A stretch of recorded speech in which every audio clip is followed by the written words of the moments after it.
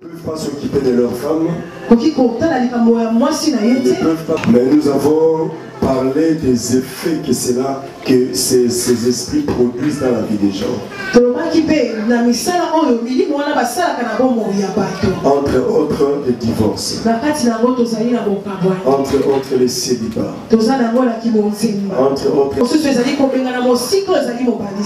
Entre autres, le dégoût du conjoint. Ainsi de suite. Et parmi les conséquences ou les effets de ces esprits, nous avons parlé de l'impuissance sexuelle.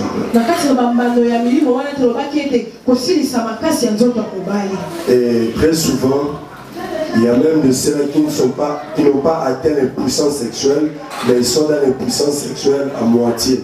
Les grandes personnes comprennent. Donc, ils sont incapables de satisfaire leurs femmes parce qu'ils ne peuvent pas aller plus loin.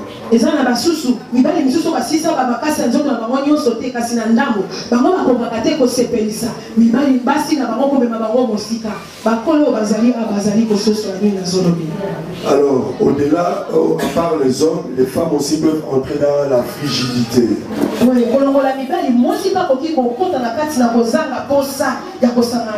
Même lorsqu'elle est avec son mari, elle ne sent rien. Elle ne sent rien. L'homme peut se battre, mais la femme ne sent rien. Alors ça donne un dégoût. Là, ce sont les effets que produisent les maris et les femmes. Hier, d'une manière résumée.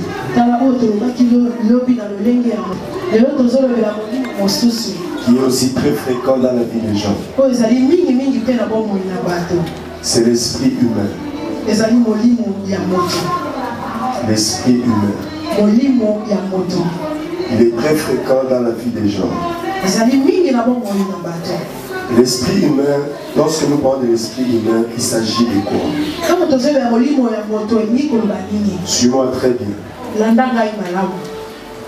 Suis-moi très bien, s'il vous plaît. Maman,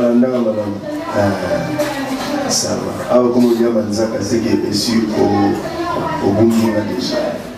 Merci.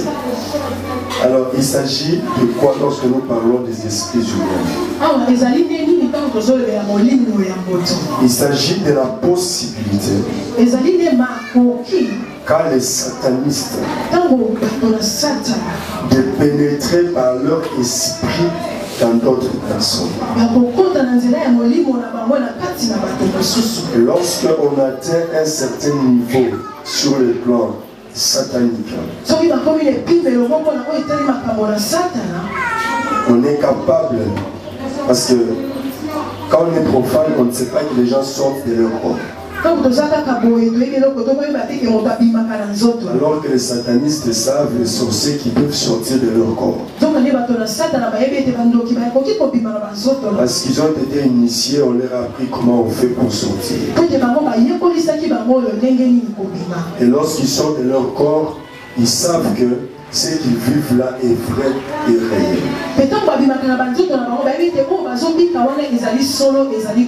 Parce qu'il faut savoir une chose. L'homme est tripartite. L'homme il est esprit. L'homme il est âme. L'homme il est corps. Il a toutes ces trois parties en lui. Mais la vraie partie de l'homme, la véritable partie qui détermine la vie de l'homme est dans son intérieur.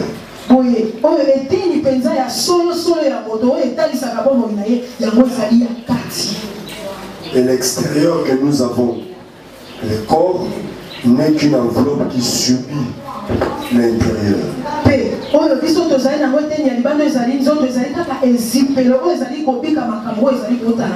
les satanistes savent que l'homme est véritablement esprit.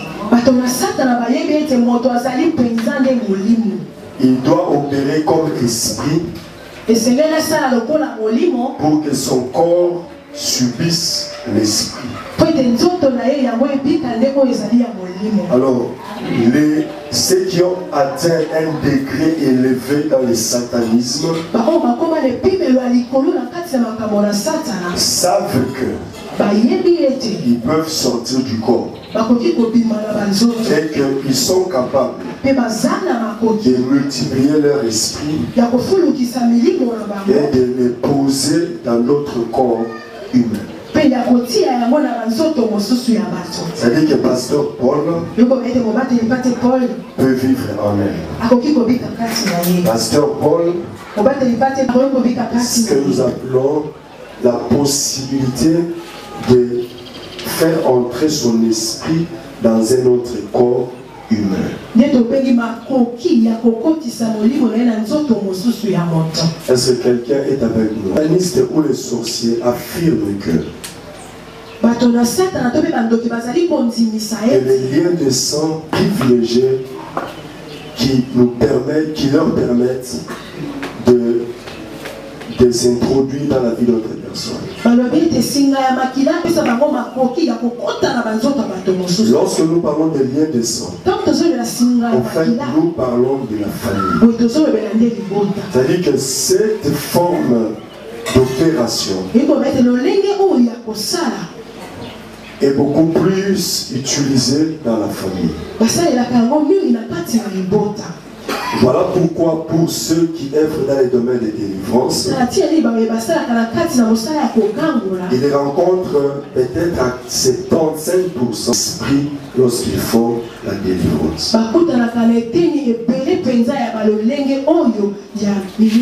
Même 80% c'est l'esprit humain qui se manifeste dans la vie des gens. Et là, tu entends quelqu'un dire, je suis son père,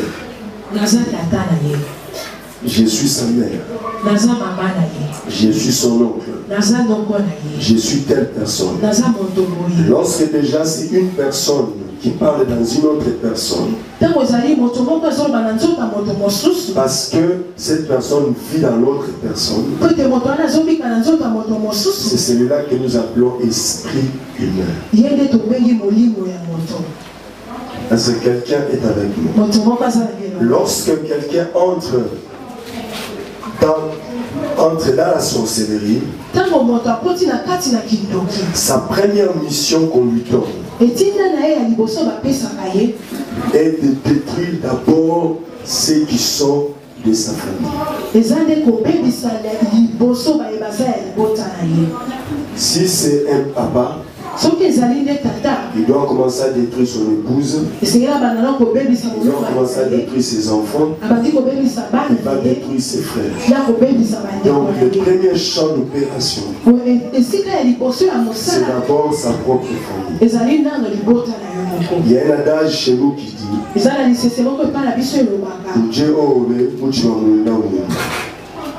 lorsque tu manges ton sang, lorsque tu tues celui que tu aimais beaucoup, il n'y a plus de pitié pour les autres. Voilà pourquoi lorsque quelqu'un entre dans la sorcellerie, la première personne qu'il va donner, ça sera quelqu'un de sa famille, mais la personne qu'elle ou que lui aime beaucoup.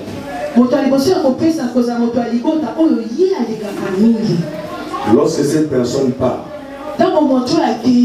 alors il n'a plus de pitié. Il dit d'abord ma mère est partie. J'ai livré mon papa. Alors il devient sans pitié. Donc lorsque quelqu'un est initié dans la sorcellerie ou dans le satanisme, il commencera d'abord par détruire sa propre famille. Même s'il est dans les sciences occultes, il va d'abord commencer dans sa famille. Avant d'aller chercher les étoiles en dehors de sa famille. Alors, qui sont des esprits humains? Premièrement, ils peuvent être des démons. Les démons qui sont au service du sorcier ou de l'occultiste ou des magiciens.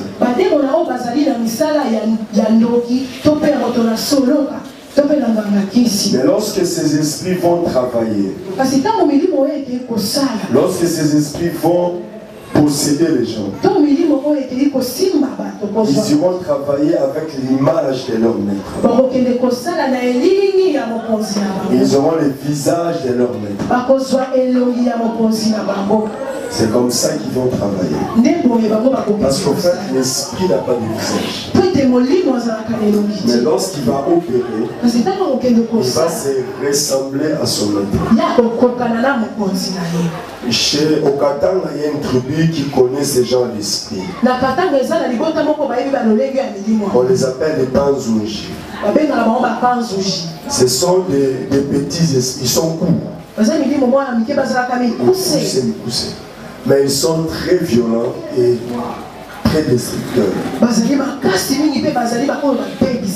Mais ces esprits portent le visage de leur maître.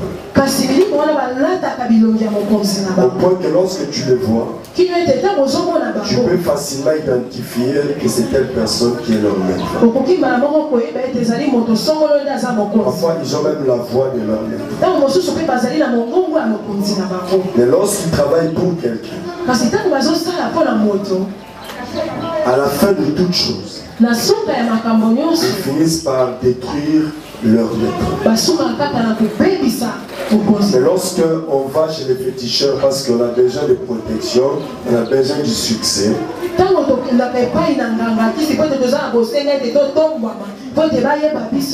les féticheurs donnent des esprits qui vont te servir. Et ils vont te servir pendant un moment. Mais après avoir rendu service, ils vont réclamer est-ce qu'eux aussi reçoivent du service. Il y avait un papa. Parce que sa famille, c'était une famille de sorciers. Et le papa savait que ses sœurs étaient sorcières. Alors pour protéger ses enfants, il est allé prendre des fétiches. Et on a Dieu, ta maison. Change. Mais nous avons très souvent l'impression de perdre lorsque nous donnons à Dieu. Nous voyons rien. Mais ce n'est qu'après un temps que nous pouvons voir ce qu'on a semé. Est-ce que quelqu'un est avec nous? Est-ce que quelqu'un est avec nous? Là, j'étais en train de parler des esprits que les papas étaient. Et ces esprits qui ont commencé à opérer, après un temps, ils commencent à procéder, à entrer dans la vie des gens qui sont dans la famille. Pas Dieu. Que vous soupçonnez comme étant un sorcier ou un sataniste. Opère avec les esprits qui sont déjà dans la famille. Et son premier champ de bataille, membre de sa famille. Est-ce que quelqu'un est avec moi? Est-ce que quelqu'un est... Si tu es avec moi, acclame.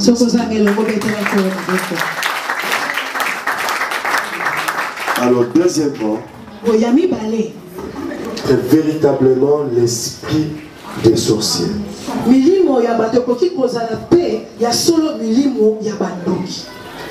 Donc, ça peut être un sorcier qui vient lui-même, mais qui vient en esprit. Lorsqu'on atteint un certain niveau dans la sorcellerie ou dans la magie, la possibilité de se multiplier, de multiplier leur image, même de se dédoubler. Pourquoi est-ce qu'ils font ça?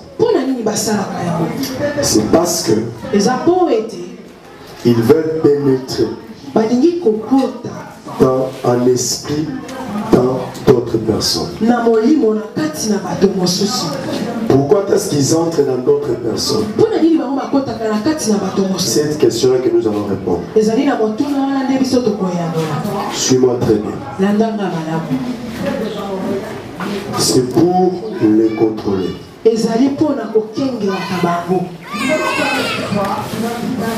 Il faut te contrôler. Il faut savoir ce que tu fais. Qu'est-ce que tu penses?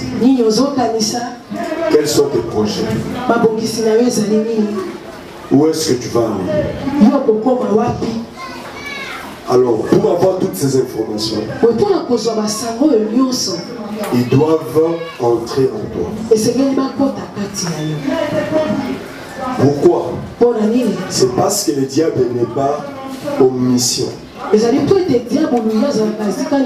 connaît pas tout. Voilà pourquoi il a utilisé cette stratégie pour avoir le contrôle sur les gens. L'esprit humain connaît tout ce que tu prévois. Même quand tu ne lui dis rien, même quand tu gardes ça comme un secret, mais sache que l'esprit humain, lui n'a pas besoin d'être là physiquement, alors qu'il est là déjà spirituellement. Donc il connaît ce que tu penses, il connaît ce que tu prévois. Il sait que tu attends de l'argent. Il sait qu'on t'a promis de l'argent. Il sait que cet homme-là, vous avez parlé, il est déterminé à t'épouser. Il le sait. Qui a eu cette promesse. Alors maintenant, c'est là où le problème va se poser. Peut-être qu'il y a des hommes qui sont partis, qui t'ont fait beaucoup d'espoir. Celui-ci est sérieux. Il veut le faire. Mais le vrai problème, il est ce qu'il n'est pas. Le problème est il connaît tout ce que tu prévois. Même si tu gardes ça comme un secret. Parce que c'est un secret en toi. Il sait.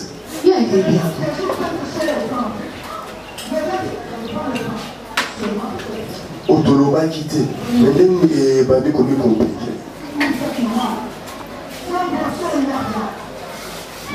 Est-ce que quelqu'un est avec nous?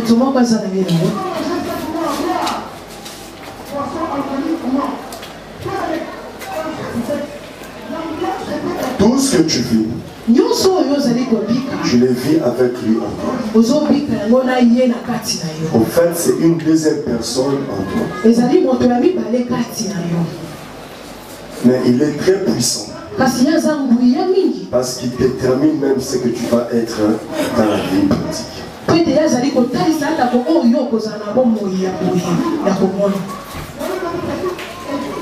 Est-ce que quelqu'un est avec nous?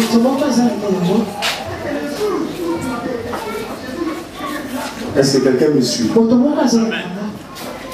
Est-ce qu'il y a quelqu'un qui m'écoute? Si je m'écoute, dis Amen. Okay. Deuxièmement, vie d'autres personnes. Premièrement, nous avons dit c'est pour les contrôler. Deuxièmement, c'est pour en faire des esclaves.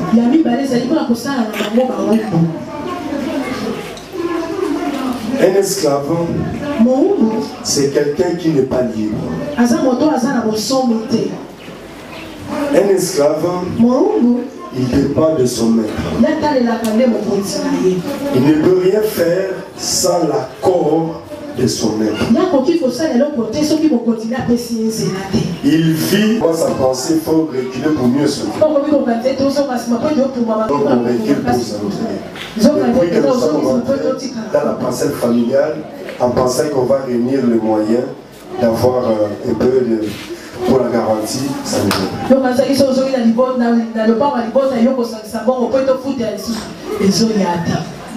Et ce qui est grave, quand tu totalises la garantie, c'est là qu'il y a une maladie sérieuse vient. Tu dois toucher à cette garantie. L'argent. Quand tu réunis ta garantie, c'est là que tu auras un vrai problème.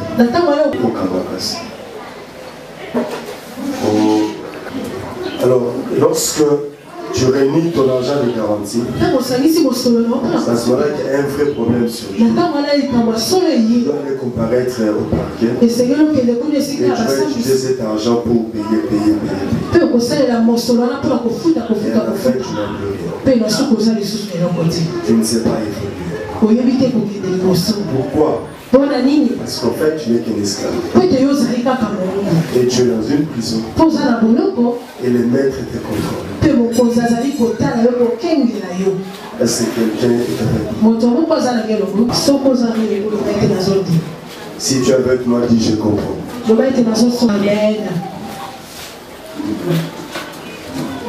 Troisièmement, l'esprit humain vient habiter en toi. Pourquoi?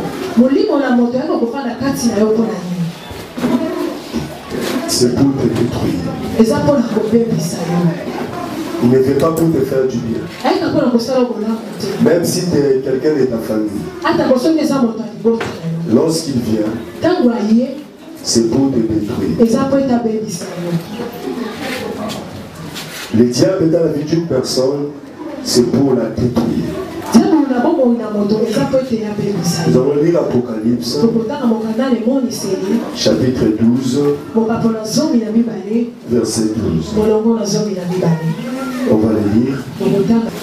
Il est écrit ceci. C'est pourquoi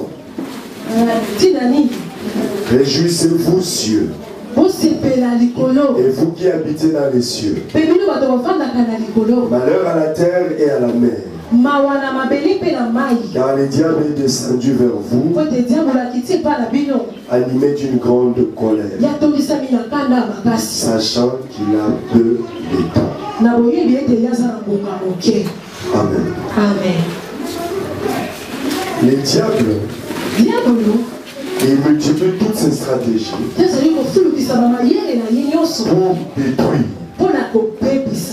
pour détruire les innocents,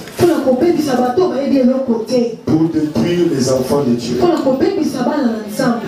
pour détruire nos frères et nos sœurs. Parce que sa mission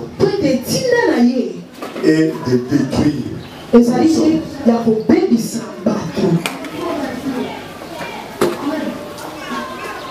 Alors, l'intrusion d'un esprit humain dans la vie d'une personne, c'est une possession véritable qui est suivie d'envoûtement.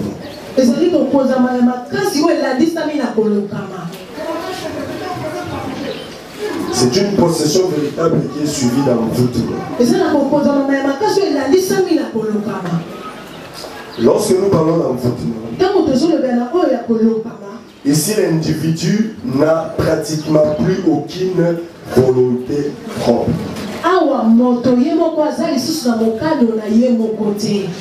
Même quand il ne veut pas boire, il va boire. Mais lui-même s'est dit, je dois arrêter l'alcool. Parce que ça me détruit. J'avais rencontré un papa. Tu peux le réaliser, c'est facile. Mais, alléluia. Amen. Il y a déjà ce thème à courir à son cas. Il peut faire beaucoup de choses, il a commencé à tout. Parce que quelqu'un est avec nous. Mais une autre personne, tu vois ce qu'il fait, tu penses que lui a des millions. Mais son esprit est libre.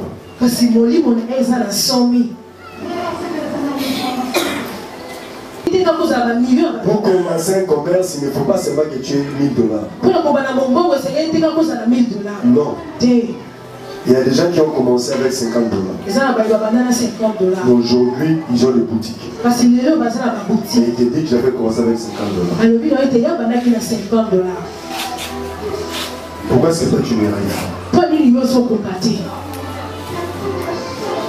Tu avances du temps. Tu avances du temps. Tu avances du temps. Tu avances du temps. Tu avances du temps. Et moi, tu te décourages, tu laisses. Est-ce que quelqu'un est avec moi?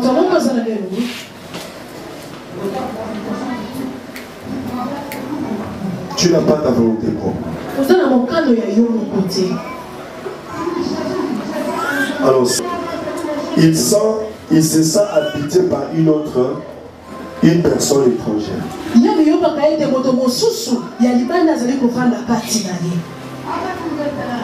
Lorsque ça se développe,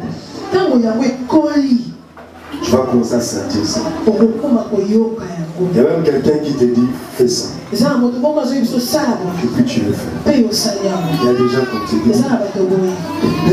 Aux yeux du Seigneur, qu'il est surveillé.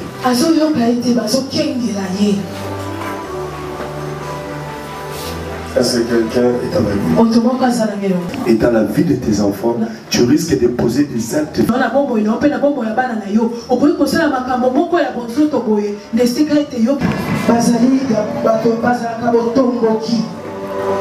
longtemment. Il ne parle pas facilement. Lorsque tu es en face d'un esprit humain, d'abord ils sont rebelles. Ils s'agitent sérieusement. Ils sont orgueilleux. Et ils résistent beaucoup plus. Pourquoi? C'est mon sang. C'est mon fils. C'est ma fille. Vous n'avez pas le droit de me chasser de ce corps. Alors il résiste. Une des caractéristiques qui permet d'ailleurs de les reconnaître, ce sont les moqueries. Lorsqu'ils se manifestent,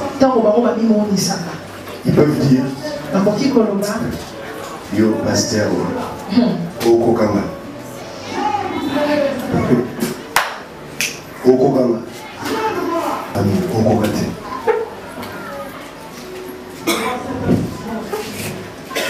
Béri calmement. Et on a déjà rencontré ces gens ici. Faites la délivrance, mais nous devons aussi.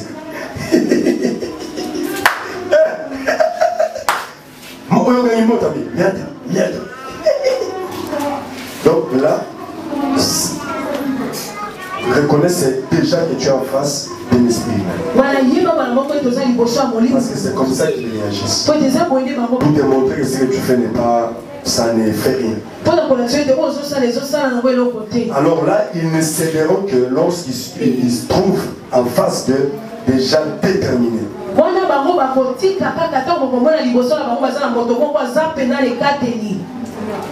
Les gens qui sont déterminés et qui ne peuvent pas lâcher avant qu'ils ne partent. Et ce sont des esprits qui reviennent très souvent rapidement. On peut le chasser, mais il va revenir. Parce que ça peut être ton père. Ça peut être ton frère. Ça peut être ton mari. Peut-être vous vivez dans une même maison. Peut-être vous allez vous rencontrer. Il vient aliéné. Dépression mentale. Ils ont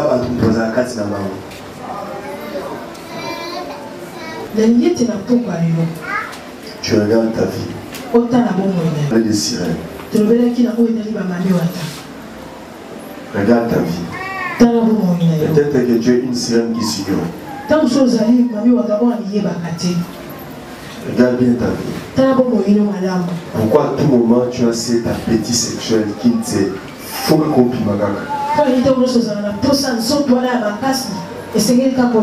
tout ce qu'il y a, nous allons prier.